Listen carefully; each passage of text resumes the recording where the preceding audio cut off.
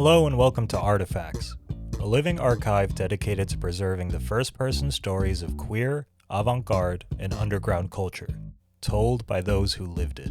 Today's episode is part of our series Underground Press, the untold stories of literary rebellion and the figures who redefined the boundaries of literature and publishing. This episode features Art Kunken, founder of the Los Angeles Free Press, one of the first and most influential countercultural newspapers of the 1960s. From his background as a political organizer to launching the paper at the Renaissance Pleasure Fair in 1964, Kunken amplified voices for civil rights, anti-war activism, and the burgeoning underground. The Free Press quickly became essential reading, with circulation soaring to 100,000 before its tumultuous decline.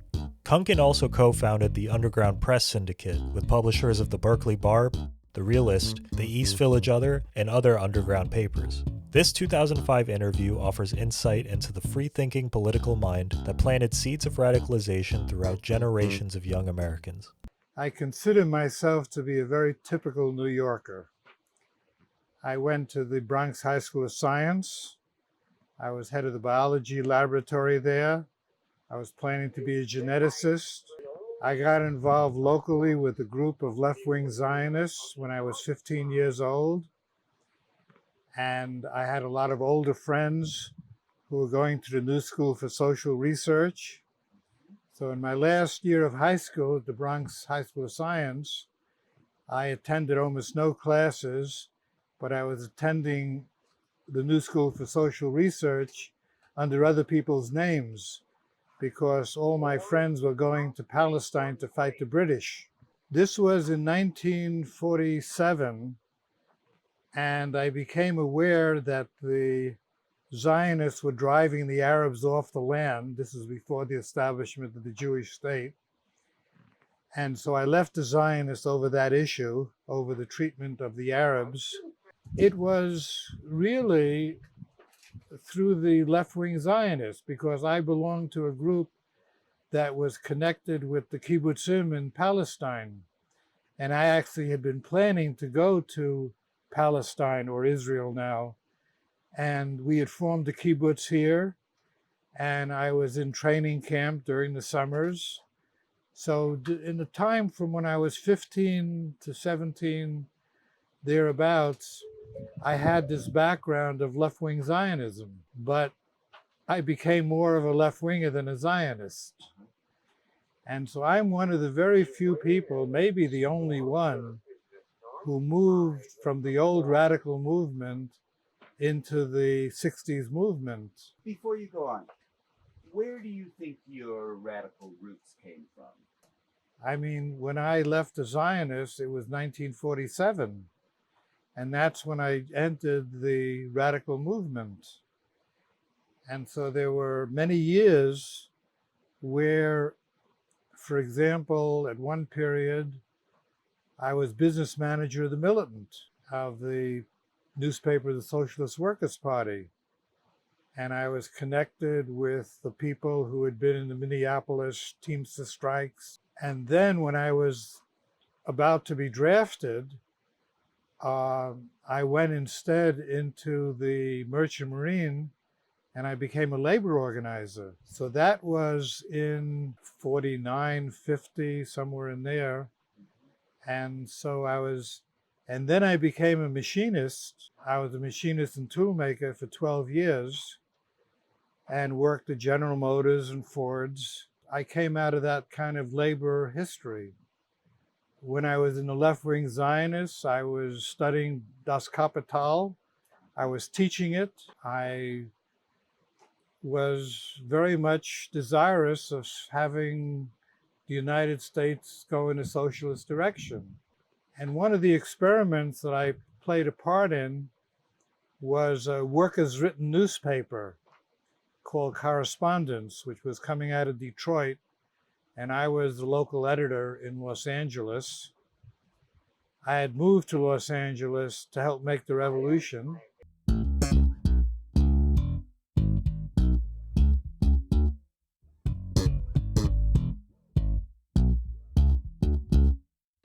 I'm very much aware of the role of Tom Paine. Tom Paine is one of my mentors, and I've read him very carefully. And of course, Tom Paine was the person in the American Revolution who wrote the pamphlets Common Sense and provoked a lot of thinking. And then he went to France and became part of the French Revolution, played a similar role. I was very interested in the socialist publications which appeared and in the campaign of Eugene Debs for president at the time of World War I, and of the paper that he produced, or that was produced at that time, called The Appeal to Reason, which incidentally was not a paper run by the socialist movement, but was an independent business and played a very important role in educating people. And then there was, during the 20s and 30s, the little blue books of Haldeman, Julius Haldeman. He would publish a little pamphlet and sell them on a particular issue. And it was a liberating publication. So I'm very much aware of the history of alternative journalism in the country.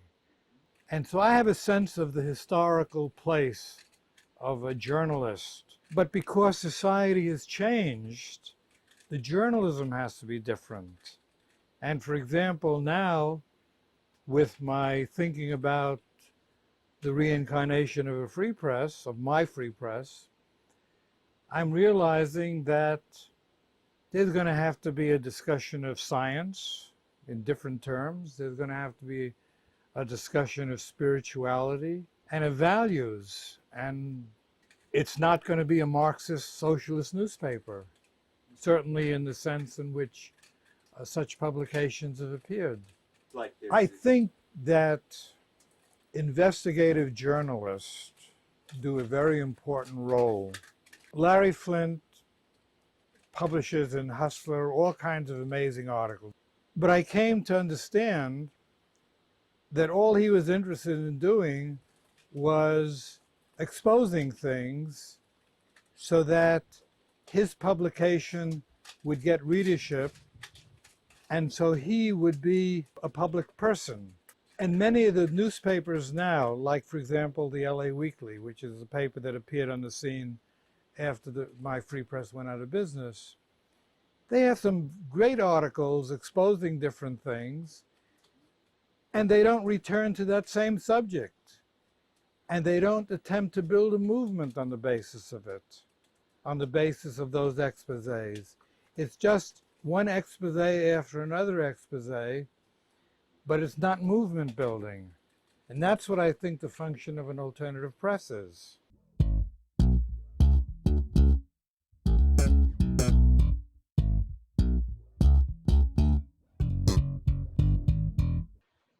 I think that the 60s really started with the Kennedy assassination. And I was working in a machine shop at that time in East Los Angeles. I was going to school at night to become a history professor. I was going to East LA College. I got involved with a group of Mexican Americans in East LA who wanted to put out a publication. I became their political editor, and I was writing under the name of Arturo. I had a run-in with then President Johnson.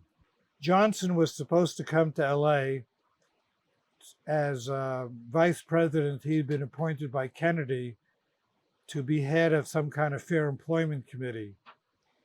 So he came, and the day before he came, it was announced that he wasn't going to come, and then he did come, and somebody at City Hall called me and told me what the story behind what had really happened. So in this little Mexican-American paper that I was helping to edit, I wrote this story, and I wrote it as if I were drawing my sources from Washington and Sacramento as well as LA to protect my source. So the story got picked up by the Wall Street Journal and by the New York Times, and I was kind of a little celebrity in the Mexican-American community for a couple of days. And then I went back to writing about garbage collections and local issues and so forth. this little paper, the East Side Almanac, was being distributed in the lobby of the Ambassador Hotel. And two well-dressed Anglo guys come over and they say, "Oh, that's the paper that attacked Johnson last summer." And the first week of January 1964, I get a visit from the FBI. And these two guys stand on my stoop. I didn't let them in the house. And I'd always been told never to talk to the FBI without a lawyer there. But I wasn't affiliated with anything. I just felt, and it was kind of, ego boosting to have the FBI come and visit. I mean, I'd been in the socialist movement for years and never attracted any attention. So these guys asked me if I'm a member of this Communist Party. And I say no. If you knew anything about my radio program, I'm debating with the Communist Party. I'm very anti-Stalinist. I'm very much a democratic socialist. And then they gave me a list of 12 names. And I said, well, I'm not going to talk about anybody else. And they thanked me and walked away. And I felt kind of bad because I'd even spoken to them and even spoken to them about not being a communist. So the next day I go into work to my machine shop job, and the FBI had been there, and I got fired because of this episode of writing this article in the Mexican-American newspaper. So in January 1964, I'm out of work, and that doesn't really bother me because I'm a very skilled machinist and I could get a job anywhere in the world, actually. But I decided to stay out of work. And I felt that the long arm of Washington had reached out. So I'm sitting there out of work, not knowing what to do. And I spoke to a guy at a magazine called FM and Fine Arts who said that if I could put together a staff of writers, he would help me get $10,000.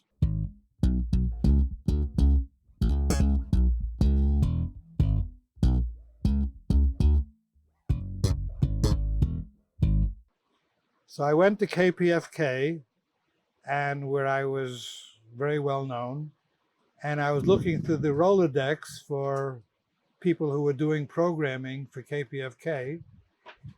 And the program manager, a guy named Hans Oliger, came running through the hall asking if anybody had anything to do a program because somebody hadn't showed up. Very typical KPFK amateur radio. So I walked into the studio, and for an hour, I just spoke into this microphone, in this empty studio, about what I wanted to do about a newspaper. And I left feeling so high that I called up Phyllis Patterson, who was then starting the KPFK Renaissance Fair, and I asked her if I could put up a table because I wanted to do a paper. And she said, well, I was going to do a paper for the fair. I didn't get to do it. You could do the paper. So I called up people who were advertising in the KPFK folio in their program directory. And by the end of the week, I had $100 in advertising. I actually had $200 in advertising. And I'd been a printer, and I had sold a print shop. So I went back to my old print shop and laid out the paper. And there were some students at East LA College who I told about the project, and they said, well, we'll help you with this issue. And this was the very first issue of the Free Press.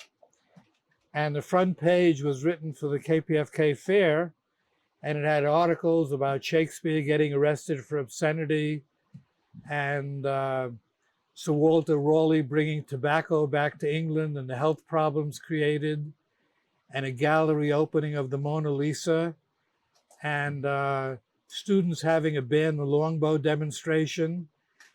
And in other words, contemporary issues as if it was a medieval paper.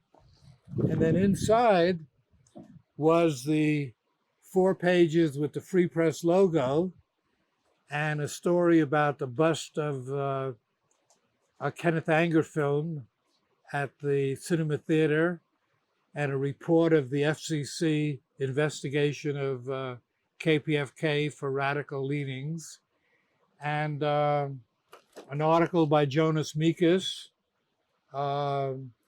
And I got some of the professors at East LA College to write articles.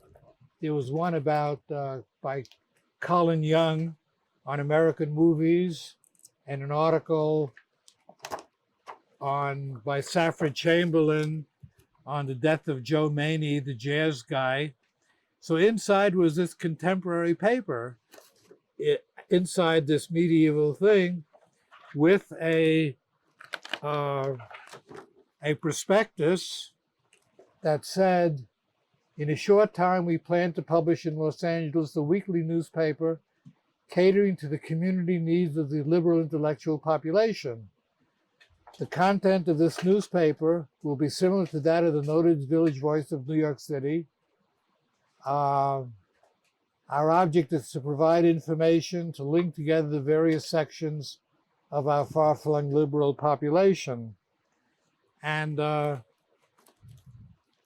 at the fair, we sold 1,000 copies at $1 a piece.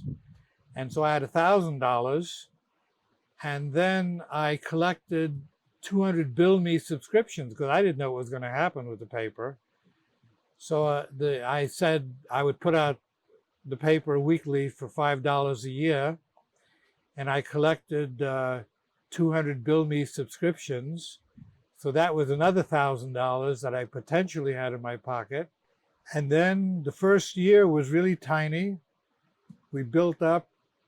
One of the things I bought with my first money was 12 newspaper boxes, which I placed all over the city. And I would go around to the art fairs and various events, peddling the paper and giving out free copies. The very first issue, it cost me $125 to print 5,000 copies of the first 8-page issue. I had some typesetting done at a professional typesetter. I had been a printer for 5 years. So what I did was I went and I rented some equipment and worked at night typesetting the articles myself. And so the first issue cost me about $200 to produce. The paper originally cost 15 cents a copy on the stands. So the first article that the LA Times wrote about me was, why does the free press cost 15 cents? And my response was, a free press costs money. I also am a great fan of Mencken's statement that the only time you have a real free press is when you own one. And so that was one of the mottos of the early free press. It was a sense of a reader-written newspaper. That was my idea from the very beginning, and something that would tie the community together. I was interested in documenting what was happening.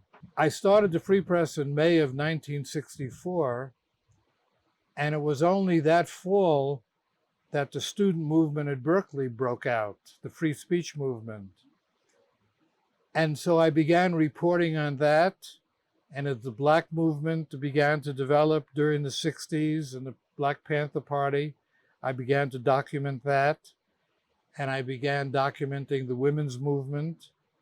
And so as a person with a sense of history, a sense of socialist history, I was concerned with documenting the various movements. And so the Free Press really was the paper of record. I mean, unlike many of the other alternative papers, it had this broad scope of watching what was happening inside the various movements.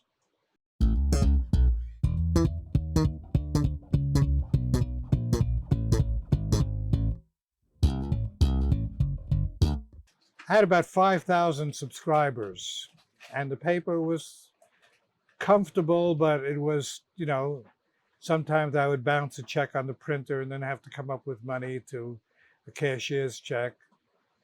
And then came the Watts riots. When the Watts riots took place, the Free Press was the only publication being distributed in Watts, speaking about the riots. And after the riots took place, I held the first meeting in Watts with Dymally as a government official, as one of the speakers.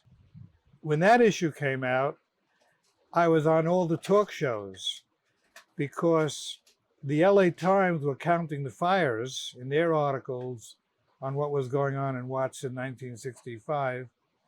And my point was that the Negroes have voted, and that the first paragraph of my article was that if people's problems aren't handled through normal governmental channels, they go out in the street. And I was using my sense of the French Revolution to understand what was going on in Watts. That point of view was so different that I was on the Joe Pine show and all the talk shows that were going on in LA. And the next week or two, our circulation shot up to 25,000 paid.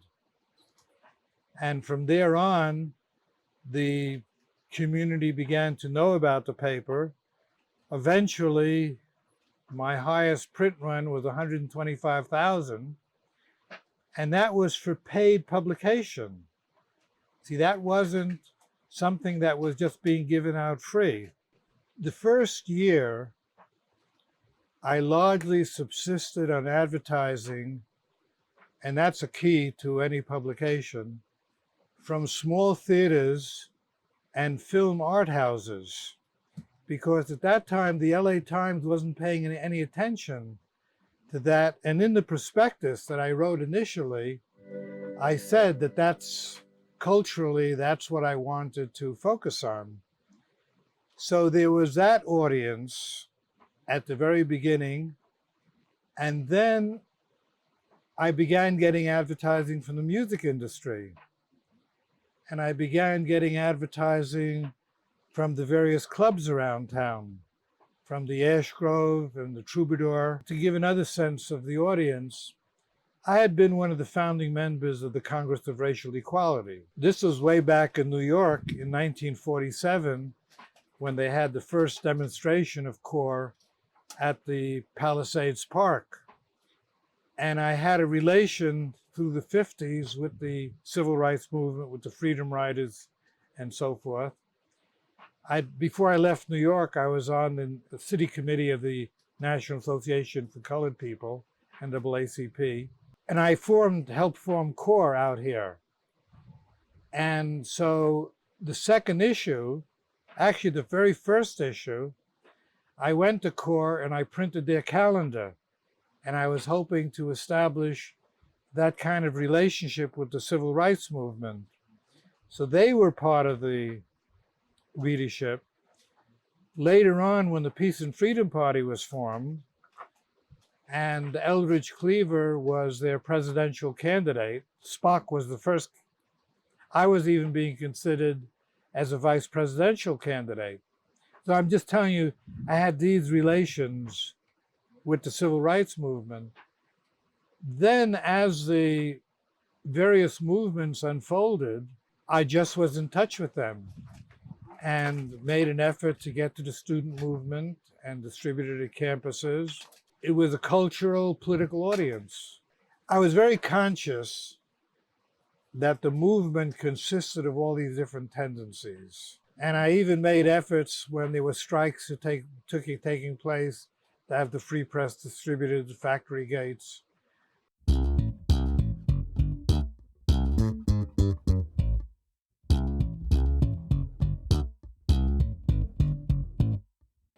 At first, at our initial meeting, we established a very important principle that every paper could reprint from other papers without charge. And based on that, and the fact that the Free Press was strong, and we had good reporters and could pay for articles and got our international articles. This was the way that little high school papers began publishing credible material, because they could pick up articles from the free press without accounting to anybody, and certainly without being charged. Another thing that started was two groups which were fulfilling the functions of like the Associated Press. We had a Liberation News Service, which every week there'd be an office of people, and they would put together articles and put them in a printed bulletin and distribute them to all the papers. Then we began to hold conferences at which we would have discussions of how do you get advertising, and if possibly getting collective advertising that would appear in several publications. And they were very business oriented. And it was at this time that I produced a publication to speak to the editors that wasn't sold on the street, this publication called The Clear Head. So I wound up eventually with a number of related companies. I started a chain of bookstores. I had 3 bookstores in LA, and a warehouse, and a truck that was going around twice a day to restock the bookstores. And I had a publishing company, and I published some books that became 60s classics, like The Student is Nigger. There was a book on marijuana. I can't think of the name at the moment. I published a book called The Abortion Handbook, when it was illegal to publish anything about actual abortions and how to get them done and where to go. I had a printing plant eventually, because at one time I published the names and home addresses of all the narcotics agents in California. And I got sued by the state of California for $25 million. They went to my printer and got him to stop printing me. So at that time, I was flush. The Free Press was bringing in several $1 million a year, and it was the largest alternative paper in the country. So I went to England and bought a big printing plant and brought it back here. And eventually I was printing, it was so big, I was printing sections of the LA Times. I was printing the real estate section of the LA Times until the California Attorney General got after them to stop being my printing account. What can I tell you about that? Eventually I went bankrupt for $3 million.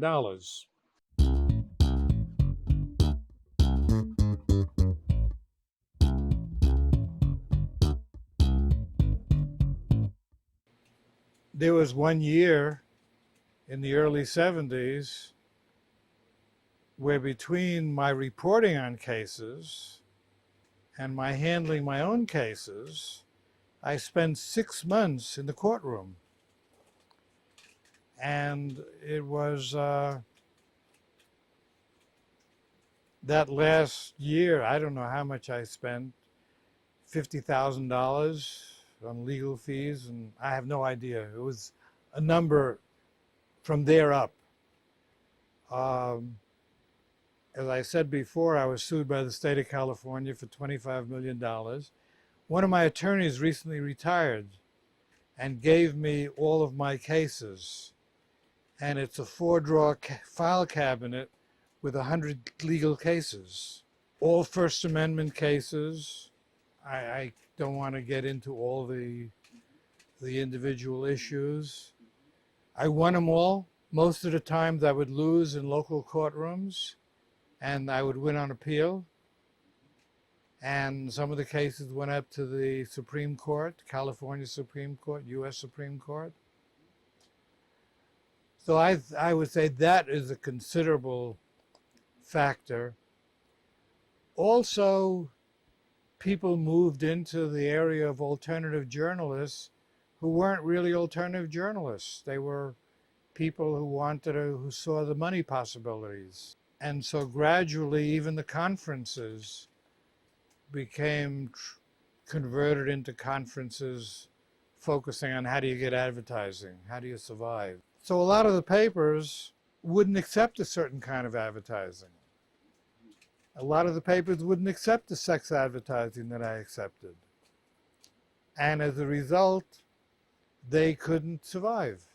At one point, as a matter of fact, there were 30 other papers in Los Angeles at the same time competing with the free press. They didn't last because they didn't have any kind of business sense. They were doing interesting things, but they didn't survive. You know, couldn't survive. They weren't interesting to read. They were designed badly. They were hard to read sometimes. There were all kinds of experiments made. One of the reasons for the growth of the alternative press was that there was a new method of printing. That photo offset, the ability to type a page and photograph it and turn it into a printing plate, that didn't exist. One thing you may want to include is I've attempted to reincarnate the free press several times. At one time, I got a $10,000 grant from George Soros, the big financier, to put out a daily paper at the 2000 Democratic Convention. It was an attempt to get underneath the surface. And for example, I reported in here about the demonstration at the Republican National Convention to bring that report into the Democratic Convention and to help build a consciousness. And that's what I think the task of a journalist is to build a consciousness about what really is happening. And I think that one has to speak about values in politics. I think that's bringing the 60s into the 21st century. Artifacts is a free oral histories platform. Please like, subscribe, and visit our website, www.artifacts.movie, for an ad-free, interactive experience with bonus content. If you're able, please make a tax-deductible donation at www.artifacts.movie/donate. Hit the link on screen to watch another Artifacts interview.